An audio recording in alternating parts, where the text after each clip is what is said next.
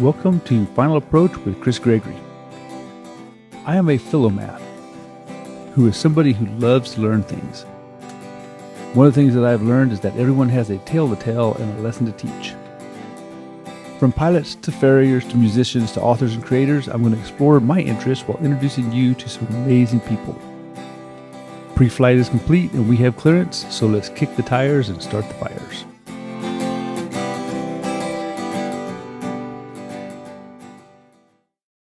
Today's guest is a farrier named Thad Gouge. Boy, does he have an interesting story to tell. I had met Thad on several occasions over the years at farrier events, and when his son came of age, he sent him to become a Heartlander. Thad had to leave the business he loved just months before his son began farrier school for a strange reason that I will let him tell you about. He's been a missionary, he's been a farrier, he's been a home builder, he's had a lot of cool jobs, and you're going to really enjoy this introduction.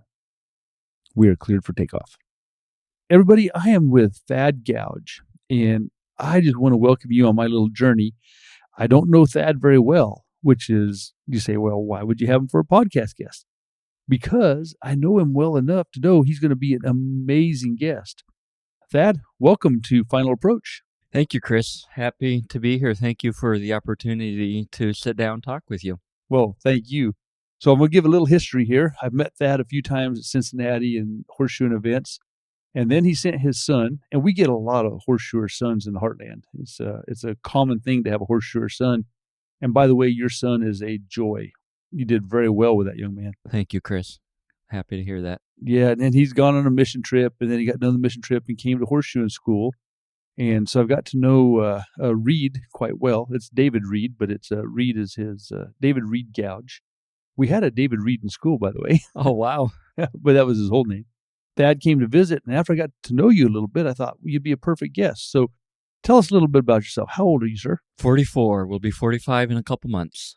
And grew up for many years in Bolivia. In Bolivia, South America. Moved to Bolivia when I was 6 years old. My parents were medical missionaries, and we lived in a small jungle village. Where were you born? I was born in Kokomo, Indiana. My dad was in the Air Force and stationed at Grissom Air Force Base. Is he a doctor?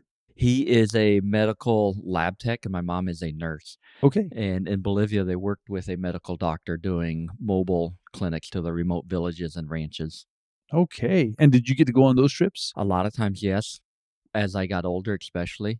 Yeah. And the closer ones, they had a Land Cruiser pickup truck with a topper on the top, basically a camper that would fold out awnings and drawer systems for their doctor's office. The real remote areas, both villages and ranches, were inaccessible via road, so they would use a airplane, Cessna 206, to fly in. Most of the little villages had a grass airstrip. Okay. Was your dad a pilot? My dad was not a pilot. There was a team of missionaries, a doctor, our family, and then the pilot and his family. The pilot was also a paramedic. Okay, that's pretty cool.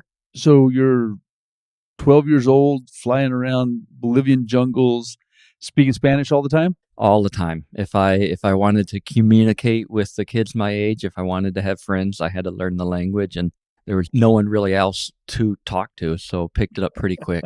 Did you have brothers and sisters? There's 5 of us, yes, sir. Oh, my goodness. So a good pile, huh? Good pile. Do you dream in Spanish? I used to. When growing up in South America and speaking Spanish, absolutely, yes, all the time. At this point, yeah, occasionally I'll dream in Spanish. Most of it's in English. If you watch news in Spanish, are you able to follow the female newscasters? They're kind of hard. Oh, my Kind of gosh. hard. Yep. They're like, if you could do that, you're fluent. You're fluent. That's right. Yes, sir. They start going so fast. And when I was trying to learn Spanish, I was trying to watch Spanish TV. And I thought, well, I could watch the news. Found out pretty quick that was not going to work. When did you leave Bolivia? How old were you, 12? I left Bolivia when I was 18, graduated high school from Bolivia, and came back to the States for college. And where did you go to college? Did 1 year at Indiana Wesleyan University. Did very well in high school. and had a good GPA, and thought, well, let's go to college, see what it's about. But I didn't really have a plan, and I was going because that's what you do. And found out that I didn't like spending that much money for no plans, and stopped after my freshman year. Worked construction for 2 years, and it was in that time that I met a farrier and rode with him a little bit and said, man, I think I could do this. I think I could see myself being a farrier. And Had you done much with horses in Bolivia? growing up in Bolivia, we had horses. They were kind of ranch criollos. When we first arrived in Bolivia, the mayor of the little village we lived in threw us a welcome to town party. I was 6 then, and I think something was lost in translation when we were out at his ranch for the big pig roast, and I got put on a Greenbroke Criollo, and as soon as I hit that saddle, this thing took off running like crazy, and I'm bouncing around. He ran me under a thorn tree and got all scratched up. One of the vaqueros, one of the cowboys, rode up beside me and grabbed the reins, and that was my first experience with horses. Also, there in the village, it wasn't too long later that we had 1, then 2, then 3. I think we topped out at 4 or 5 horses. But they taught us how they trimmed there in the village setting, and that was with a machete and a stick, and put the foot out in front of them and flatten the ground and look for flares, and kind of put the machete on the flare where you want to remove the hoof and tap it with the stick, work your way around the foot. And then, Did you ever do any of that as a kid? not as a kid, but in my shoeing career, absolutely. I've kind of changed from machete, though, to a towing knife. And Yeah. older horses with bad stifles that you just can't get off the ground, and they'll let you pull that foot forward, and they might rest it on a toe. Sometimes I'll put a little piece of rubber under them so I don't dull my towing knife if I can get something under there, and work around with a towing knife and rubber mallet, removing flares. All right. College, 1 year, 2 years later, you're with a farrier. And how long was your apprenticeship? Did a 2-year apprenticeship with him. And was he a journeyman? He was a journeyman at that point. Yes, sir. All right. So did you guys do hot shoeing? We did hot shoeing. This was in rural Vermont. We did a lot of backyard stuff, but also had some large accounts in the Boston area. How did you end up in Vermont? Went to Vermont to visit some family members up there. My uncle and his family, stayed with them for a week, and it was one of his good friends that was the farrier that I met. So had been living in Indiana and working construction, went to Vermont to visit family, met the farrier, and shortly after, and moved. Had no plans of staying in Vermont, just thought I'd be there for 6 months to a year, kind of learning stuff. Met Ruth, who's now my wife, and lived in Vermont for 10 years. All right. So you met her right away when you went to Vermont? Yep. Ruth is my cousin's best friend growing up, so they did a lot together. And is she a Vermontite? Yes. What do you call Vermonter. Vermonter? All right. Although she might be considered by a true Vermonter, she'd be considered a Flatlander.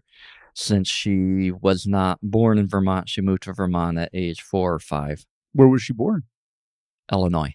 Oh, yeah. That's pretty flat. I Yep. can see that. Yep. All right. So I'm trying to picture you're 24? Oh, maybe 21, I think I was. Oh, that young. Okay. Yeah, young. When did you guys get married? Got married at 23. 23. Okay. Fantastic. Well, I only got to meet her briefly, and of course, I spent a lot of time with your son. I'm sure it's an amazing woman, and she's a life coach, right? Yes, she does life coaching. And how's that been going? It's good. She really enjoys it, and growing her business and all the challenges that come with that. So tell me, what does a life coach do? I guess I know I'm interviewing you, but I've kind of wondered about that because you'll hear somebody say they're a life coach, but I don't really know what that means.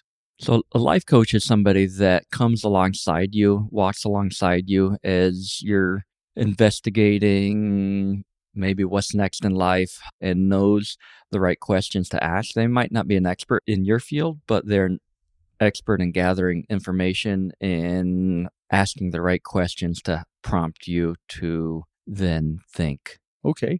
So she's more or less guiding your thought processes. Asking questions to help guide your thought process so you can get from point A to point B. Okay. And it's been pretty successful, huh? Yes. You guys are very missionary minded and Christian minded. So it's very Christian based, I would assume. It can be, and the organization that she is getting her certification through currently is absolutely Is Christian based. is the Christian based. Yes. Very cool. Does she coach you? On occasion, I catch her trying to coach me. Yep. Are you pretty coachable? Oh, some days. She asked you the questions to get you to think a certain way, huh? Yep. Yes, sir. Okay, so you became a farrier, and when did you go out on your own? Pretty quick. Jason Mulligan, who I was apprenticing with, would get calls and feed me backyard trims and that kind of stuff. I wouldn't call it going out on my own, but I started accumulating a few trims, few accounts here and there. But it was after 2 years that I was, yes, I still worked for him, but more as an assistant coming along beside him every once in a while. It was at that point that I stepped out on my own. And you stayed in Vermont. Stayed in Vermont till 2009. What year did you get to Vermont? Yeah, 2000. So about 9.5 years we're in Vermont shoeing horses. And so at 23, and then you bought a farm. Tell me about that farm. We bought a 72-acre farm in the hills of Vermont, and it had a pretty rundown farmhouse on it that one winter we remodeled and sold the house and barn and 2 acres off to regain some of our investment that we had put out on the farm. And that was one winter. The following winter, I borrowed a tractor with a logging winch and kind of logged about 100 trees, and for balsam fir, some spruce, and some pine. And then that spring, borrowed a portable bandsaw and milled out a bunch of lumber and beams. In the fall, put in the basement, and all that winter cut beams and numbered beams, planed them, and the following spring built the house. And so your construction experience in Indiana, was it house building? That was house building, yes. Both with one employer, it was all concrete work, and then with the other builder, it was custom houses. You had a really good background. Had a good background in building, yes. Nice. Is that cabin still standing? It's still standing, yeah. All right. People still living in it? People living in it, yes, sir. Oh, fantastic. Yeah. It was our dream house, 2,400 square foot, 5 bedrooms. Yeah. Why did you leave? My wife, Ruth, and I, we got to a point in our life where we just felt what I would call a holy unrest. And as Christians, we feel like the Lord speaks into our lives. And we were at a point the business was booming. It was growing every year. We had our farm, our dream house, 2 kids, and just, felt like it wasn't enough, that the Lord had something else for us. We didn't know what it was, but a move was called for. And we started investigating what might be next, and ended up renting an RV for a motorhome for 2 weeks, and kind of did a tour around the country in a motorhome, stopping at different Bible colleges, seminaries, and saying, kind of meeting people there, sitting down with some people, and thought, well, maybe this is what the Lord has for us. Maybe with my missions backgrounds, I'm supposed to go back to school and be in missions. And came back with more questions and answers. The last stop on that little tour was at World Gospel Missions headquarters, and I sat down with the coordinator for Central America. World Gospel Mission is an interdenominational mission organization. It's the one that my parents worked with for 36 years. And we sat down with their Central American coordinator, and the opportunity came up that we could go serve in Honduras for a year. So after talking to him, we had a real peace about that possibility. And this was in 2008, I guess. Okay. So you came back to Bolivia when you're 18. Did your mom and dad come back? They did not. My dad came back with me, settled me into college, and after a couple of weeks said, "Son, we'll see you next year." Okay. And so whenever you went to this World Gospel Mission, were your mom and dad still in Bolivia? They were either still in Bolivia or just transitioning to work in Argentina. Okay. So not in the U.S.? Not in the U.S. at that point. Okay. All right. And so now you're headed to Honduras. We're heading to Honduras. It's 2008. But you still own your farm? We still own our farm. We go back to Vermont after that and pray and seek the Lord for a few months, and feel really, through a lot of different ways, feel a confirmation that we're supposed to go to Honduras. So you followed your calling? we follow our calling. In 2008, the crash of 2008, I guess, was just hitting in Vermont, and nothing was selling.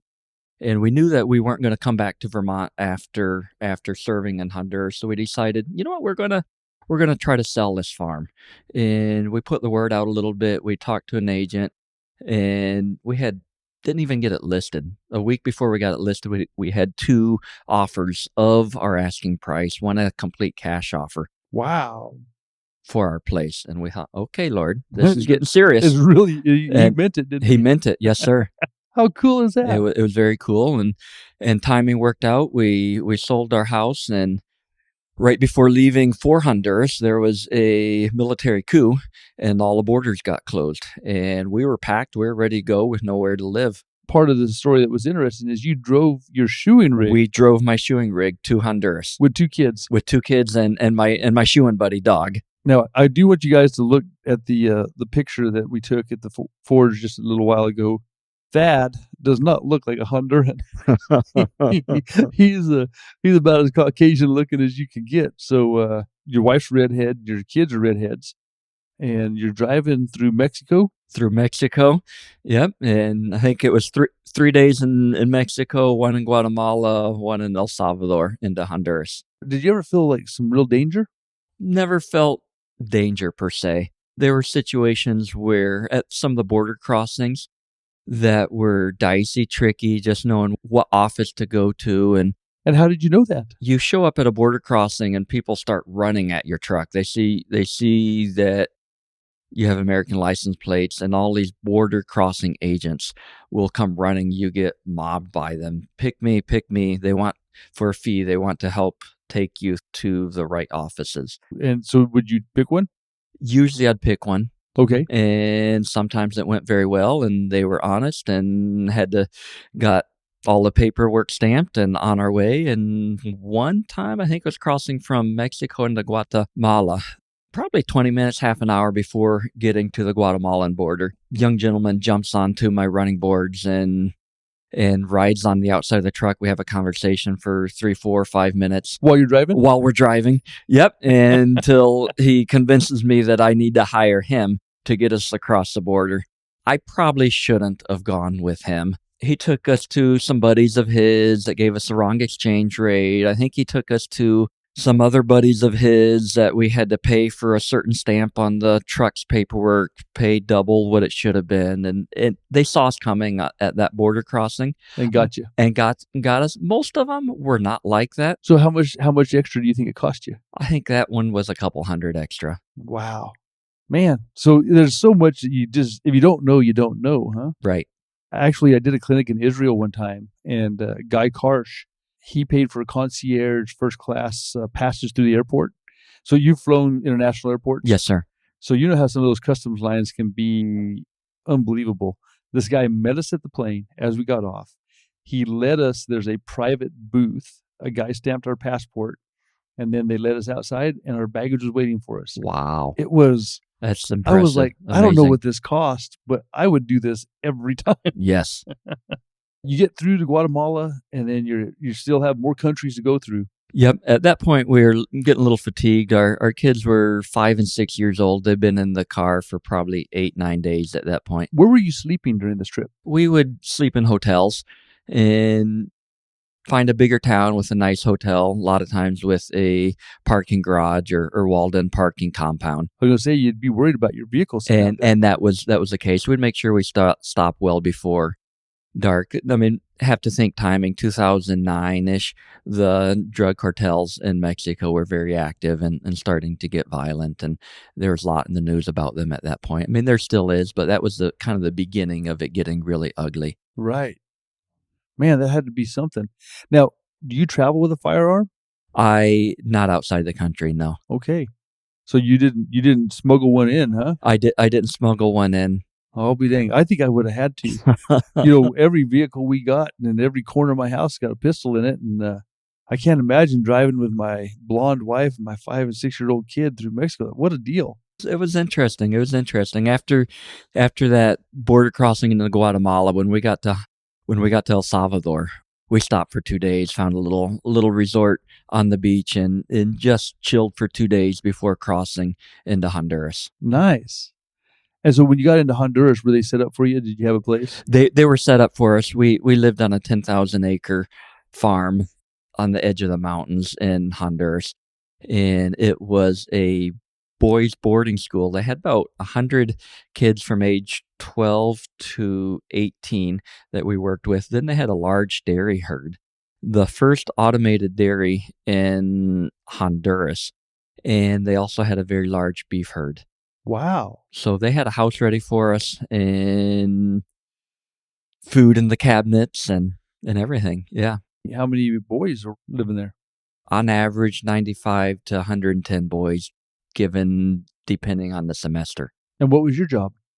In missions, that's a hard question. Okay. It changes daily. So one day you're milking the cow, next day you're doing a Bible school, huh? Maybe not milking the cows, but one day I might be out with a machete trimming road frontage. And in Latin America, most schools run on a 4-hour school day. So you'll go 8 to 12 and then maybe 1 to 5, and then a lot of times from 6 to 10 sometimes. Wow. And so the boarding school, the boys were coming for no fee. They came from hard backgrounds, a lot of them. A lot of times their parents, one or both their parents were out of the picture, many times in the States working. How old are this group of boys? 12 to 18. Okay. Most of the time. They went to school 4 hours a day. Then they also had 4 hours of work detail. And that could be in the kitchen, that could be in the laundry, that could be milking. I worked with the guys doing maintenance, fence building, machete work. We had a hydroelectric plant that powered the farm. Wow. And there was a hand dug, I think it was like 3-mile canal that brought water from a river to a lagoon and then the hydroelectric plant. Once a year, we had to go through with machetes and trim the banks and get trees that had fallen out. And I think my son was 6. Reed that was 6. And one day we were doing that. He got tired of walking beside, and there were some old banana trees. And I think I chopped down like 5 banana trees and lashed them together with some vines and made a raft for him. And he floated the rest of the day down this canal on this banana tree raft. And it was stuff like that.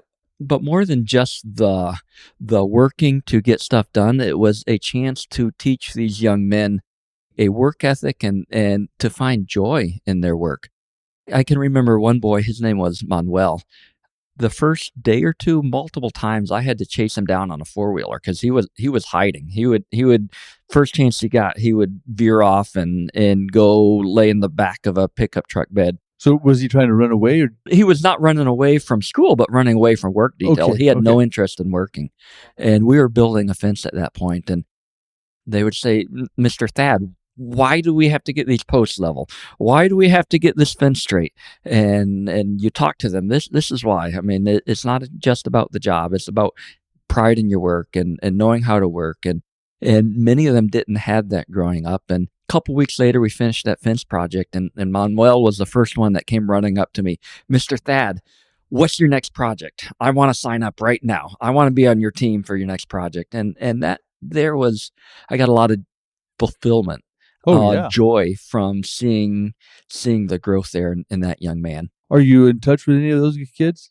I'm currently not in touch with it. I am terrible about social media. I'm terrible about staying in touch. So once you leave, you're gone? Once I leave, I'm gone. All right. Yep. Good to know. Good to know. I asked Reed about you, and he said, I don't know if Dad's even still in the country. No, just kidding. Just kidding. All right. So we visited through the years. Reed's going to come to school. Finally start putting that together, and then you call me and say, hey, just so you know, I'm quitting horseshoeing and Reed might not come. You want to tell us about that? So I guess it's been quite a journey the last few years. And about 4 years ago, I started having some strange health symptoms. So folks, for the record, this man is fit as can be. He looks like he's 25. There's no fat on him. You're a pretty naturally fit guy anyway. Naturally fit athlete, play a lot, run a lot. You were a soccer star? Soccer player. Yep. Yep, soccer player, currently back to playing ultimate frisbee and loving it again. And then you were having health problems. I was having health issues, unexplained health issues, just balance issues, fatigue that I just could not get enough sleep. Always exhausted at the end of the day. Take an hour to 2 hour naps every day just to function. Then started the really scary stuff, the memory loss, the balance issues, not being able to remember words, people's faces, and trying to run a business, let alone function when all this is going on was really hard. And it was about a year of bouncing around between doctors, specialists, looking for what was going on. At one point, they suspected a brain tumor, had a brain MRI, got cleared of that. Finally ended up with a naturopath and did a lot of tests with her and showed a high level of mold in my system, black mold in my system. And she said, well, maybe this is what's going on. And I said, I wasn't convinced. I said, yeah, come on. How can mold have all these symptoms? I mean, so many different body systems were being affected. And she said, no, let's pursue it a little bit more. And we pursued it and started doing more tests and started treating me for black mold exposure. Slowly started getting better. And she got me to a certain point where I could almost feel like there was light at the end of the tunnel, and then switched to another doctor who all she specializes in is mold illness and tick-borne disease. So did you think you had Lyme disease for a while? We tested me for Lyme disease. We tested me for all kinds of strange stuff from my years of growing up in the village in South America. Right. And you had malaria a few times, right? We yeah. I mean, growing up in the jungle, you just deal with it. Okay. And so, but none of this caused your mold problem, right?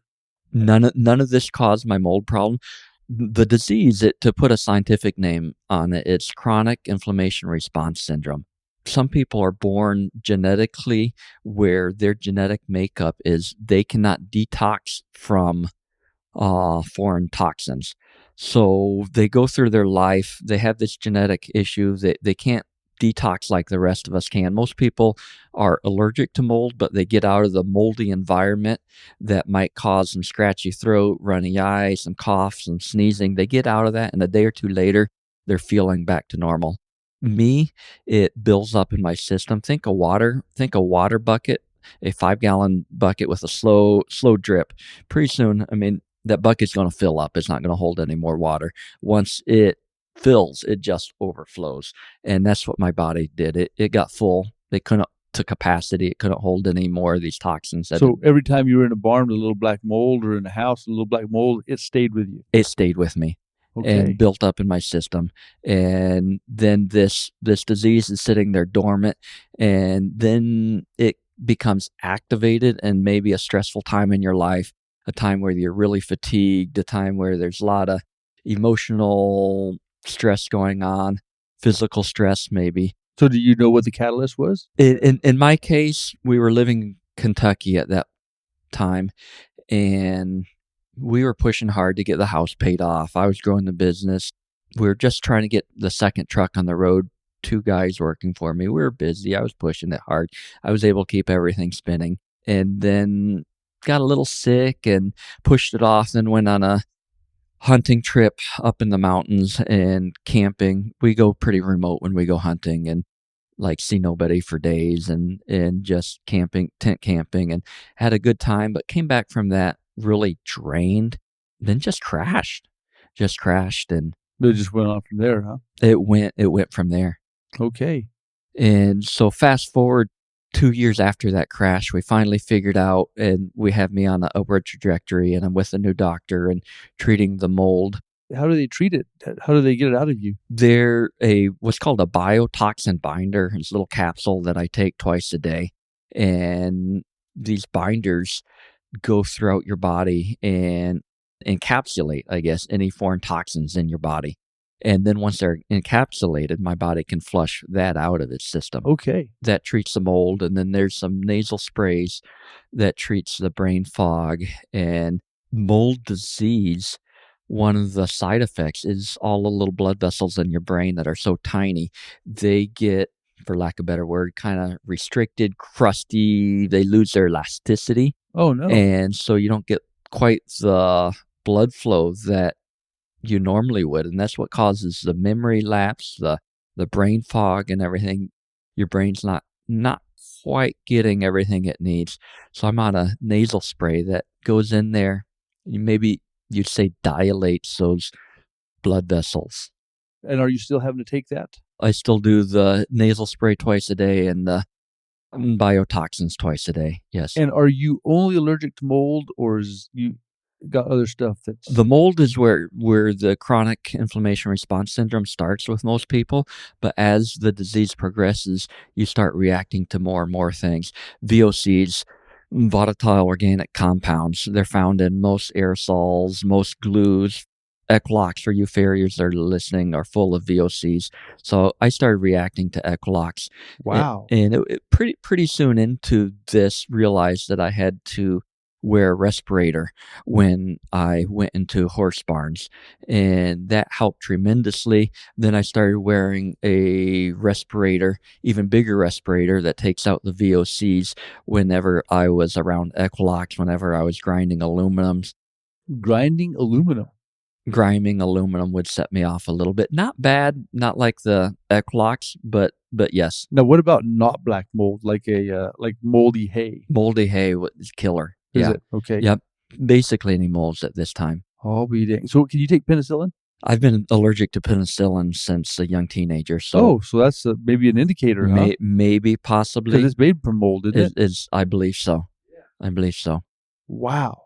Okay, so he called me and he said, "Hey, I have a genetic potential problem, and Reed may have a potential genetic problem." Yep.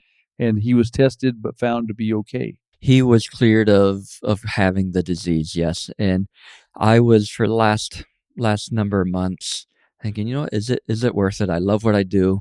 I have an amazing business, an amazing income, enjoy visiting with my clients, and couldn't see myself doing anything else. But I was sick every day, healthier than I had been, but tired of being tired, and decided to step away from it and see if I was able to regain some of my health. And at the same time, Reed was coming back from a mission gap year in the mountains of Papua New Guinea. And he lived pretty remote. And he came back from that, jumped right into a UPS job where he was working 10 p.m. to 2 a.m. and then getting up and shoeing horses with me for, I think it was a 4 or 5 month time, waiting for horseshoeing school to start. Your boy is a worker. He has a tremendous work ethic, which is, why he's going on a $100 hamburger tomorrow. So. Thank you. Good to hear. But he got back, and Papua New Guinea, I think, is a 14-hour time change, and then working long hours, and he started getting tired, fatigued, and all of a sudden we got worried. Can Reed potentially have this disease that I have? So it was at that point that I reached out to you saying that we were having him tested. Right. And he got cleared of it and came off to horseshoeing school. And I think a week later was my last day of shoeing. I'll be dang. What are you going to do for a living, or have you started? I haven't started. Closing down a Multi-Farrier practice takes some time. Had clients to help find new farriers and employees to help find new employment and kind of trucks to sell. And so that took the first month or two of not shoeing, just sorting through all that, the inventory, boxing up inventory and peddling that off to buddies and whoever thought they could use it. And then we are currently on a 4-week camping trip, seeing a lot of our national parks, and it's been a blast. We head back to Kentucky tomorrow, and it's after that I have to get serious about what's next. So what's next? Do you know? At this point, I'm really leaning towards, and I think I'm going to be partnering with one of my brother who owns a large roofing company in Columbus, Ohio. He's been after me for a couple of years. I said, "Hey, Thad, I really need to open up a satellite location and would like to open one in Kentucky." Oh, nice. So we might be opening up a satellite company to his roofing company in Lexington, Kentucky, and I would be salesman, manager, and as it grows, kind of manager of the company in Kentucky. I have a brother-in-law who does that and makes a tremendous living. It's really, and then with your ability to speak Spanish, because he, a lot of his workers are, All your workers are Hispanic at this point. yeah. Well, I think that would suit you pretty good. I'm excited. I'm excited, and I haven't committed to him because I needed to know whether stepping away from horseshoeing, I was going to feel better. There's some days my brain fog is so bad that I just put my head down and don't talk to people. And It's still happening now? And no, it's been 4 months since stopping shoeing, and I haven't felt this healthy in 4 or 5 years. Yeah. However, if I do have some black mold exposure or VOC exposures, I can have a day or two of feeling pretty lousy. But I needed to make sure that brain fog was going to go away before I commit to taking on a job where I'm in front of people, meeting clients on a daily basis. Yeah, I can see that. Well, from, I just got to spend the day with you. I don't think you're going to have any problem there, Thad. I bet you're going to be a huge success. All right, so what's next for Reed, do you know? I don't know what's next for Reed. I have a lot of contacts both in Lexington and scattered over the country and in South America even. And at one point he wanted to go overseas for the next year or two and see what that's about. And young man, not tied down, and why not? Yeah, well, and the farrier skills can be used anywhere, as you well know. Anywhere. You got any really cool childhood memories or stories you'd like to tell? Yeah. How long do we have? Chris, you're a pilot. One story is not a cool story, but it might be one you find interesting.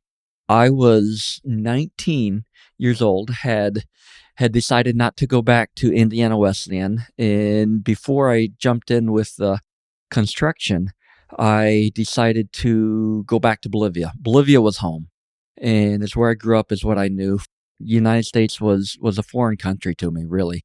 And so I went back to Bolivia and started a sausage manufacturing company. And I was purchasing, slaughtering, and making sausage, American style, think Jimmy Dean sausage, and selling that to the expat community in Bolivia.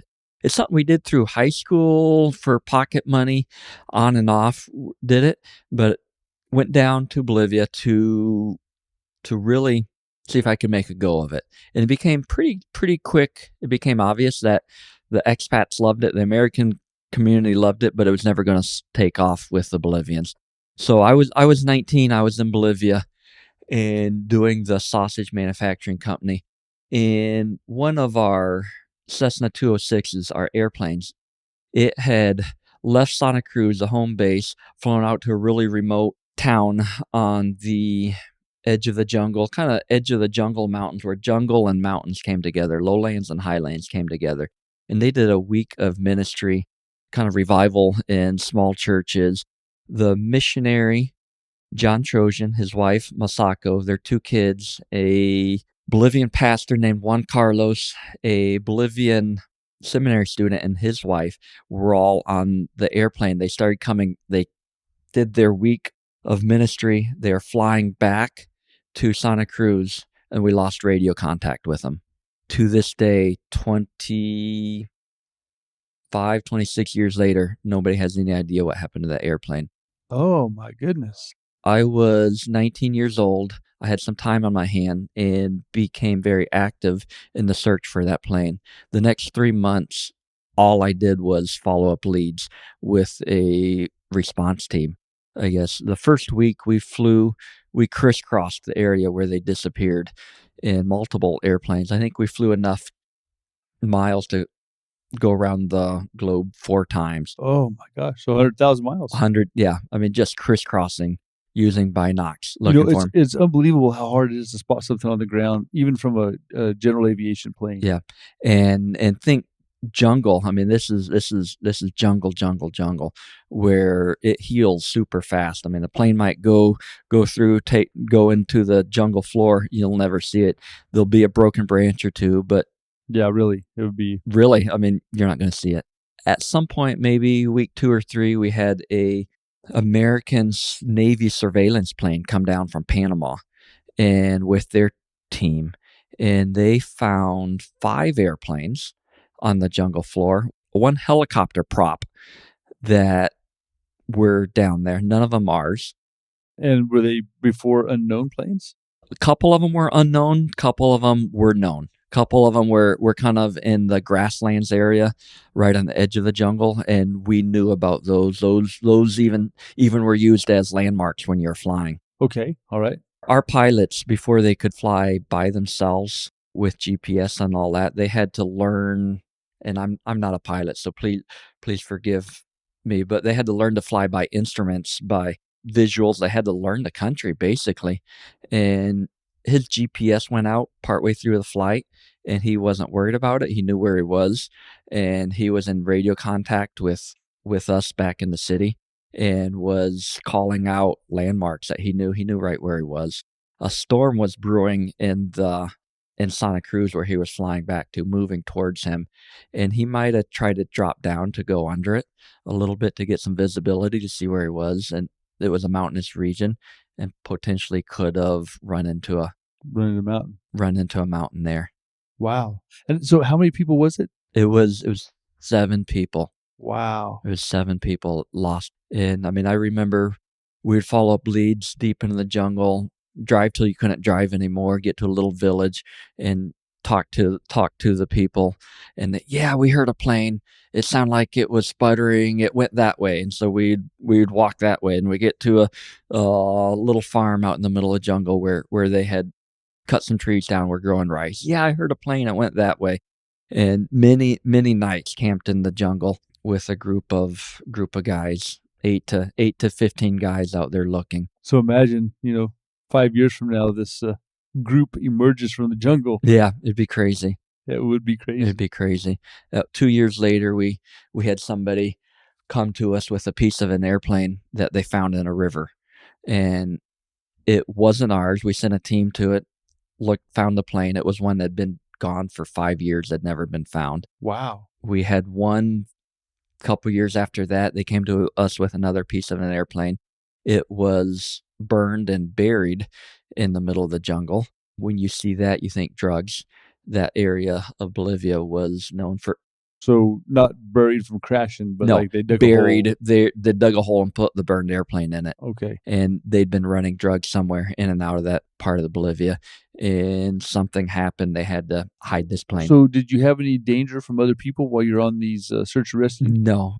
We used a Bolivian military base, Air Force base there for part of it, and then partnered with one of their search and rescue teams for a while. Wow. Well, that's a very interesting story. Yes, I'm glad I asked.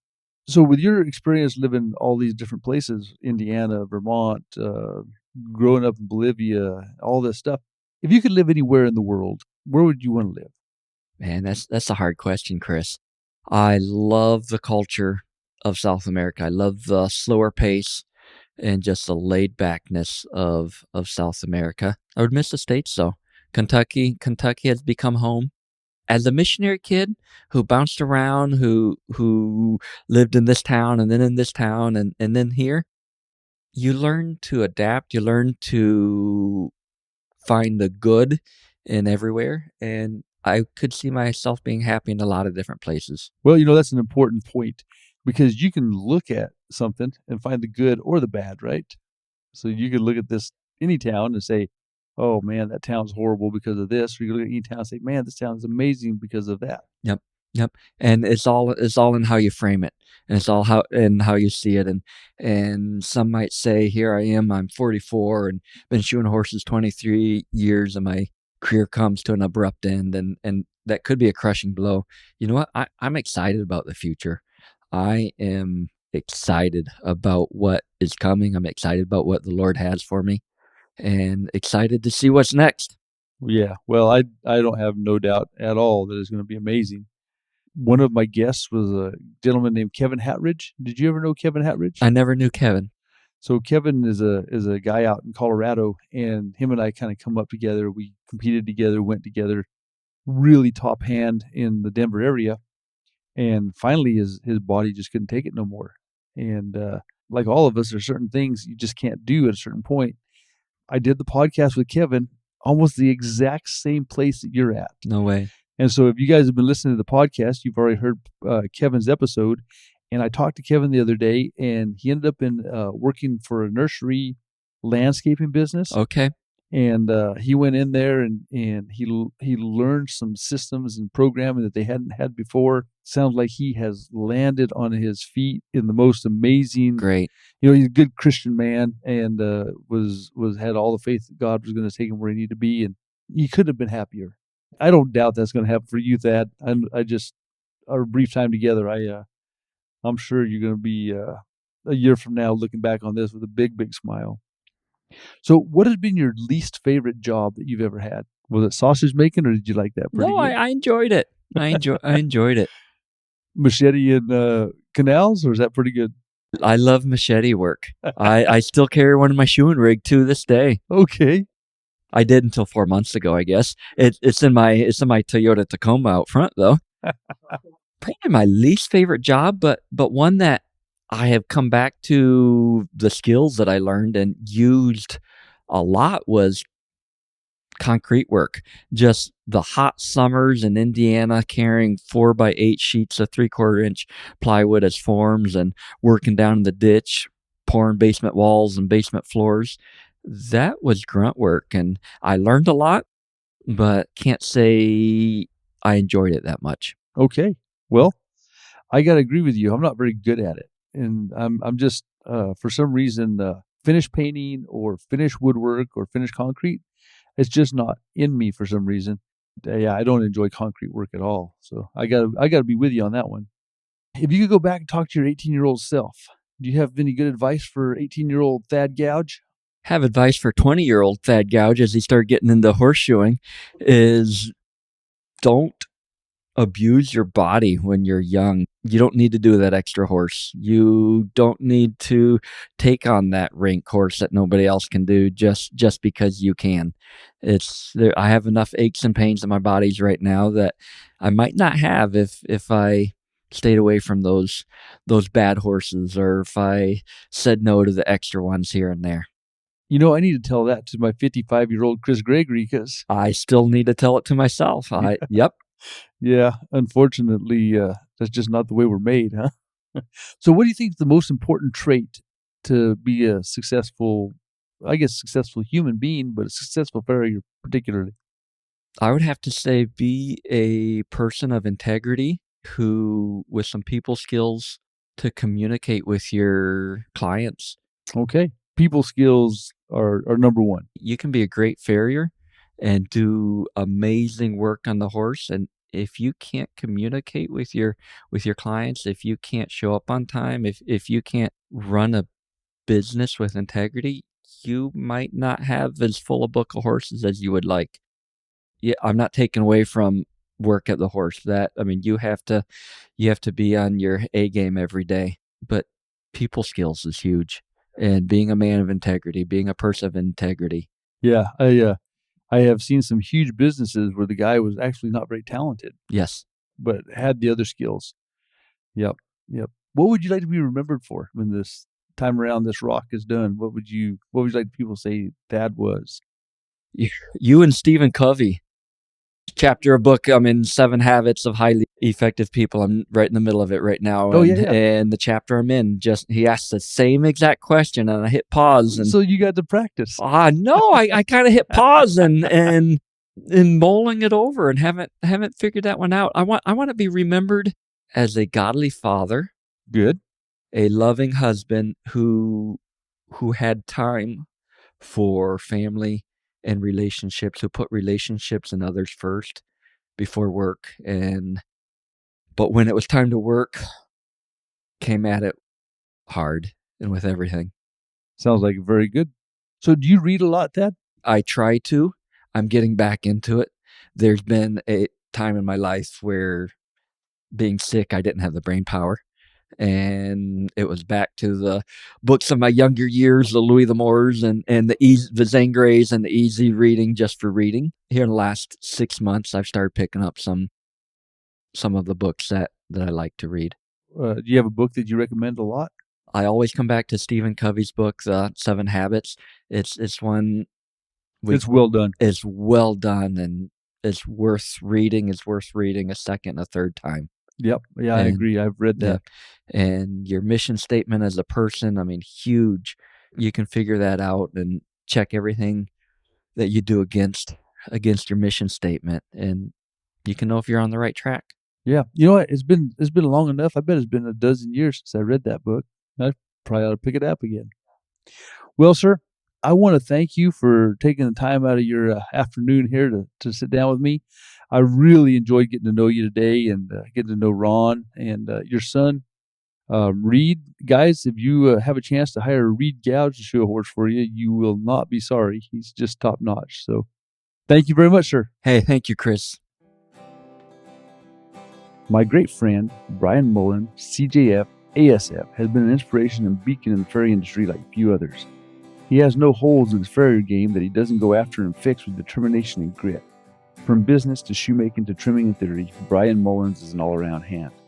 As if that wasn't enough, Brian used his incredible voice and previous skills in the world of audio to bring our industry Mullins Farrier podcast. If you have not had the pleasure of listening to it, you need to do that right now. Well, maybe listen to this episode first so I don't have to follow him up. He has been my motivation to give this podcasting thing a go and has helped me in every way that he can, offering a lot of advice as I try to figure out the next step. He even introduced me to Heather McPherson from Twisted Spur Media so that she can produce this show. Beyond that, he has read a couple of books in the audiobook form, not nearly as easy as one might think. You will find his voice as soothing and comforting as the rest of the world as you learn from my book, Gregory's Textbook of Farriery, and Andrew DeVisser's The Blacksmith's Guide to Financial Freedom. Check out MullinsFarrier.com to catch up on the podcast or get some Mullins Farrier podcast swag.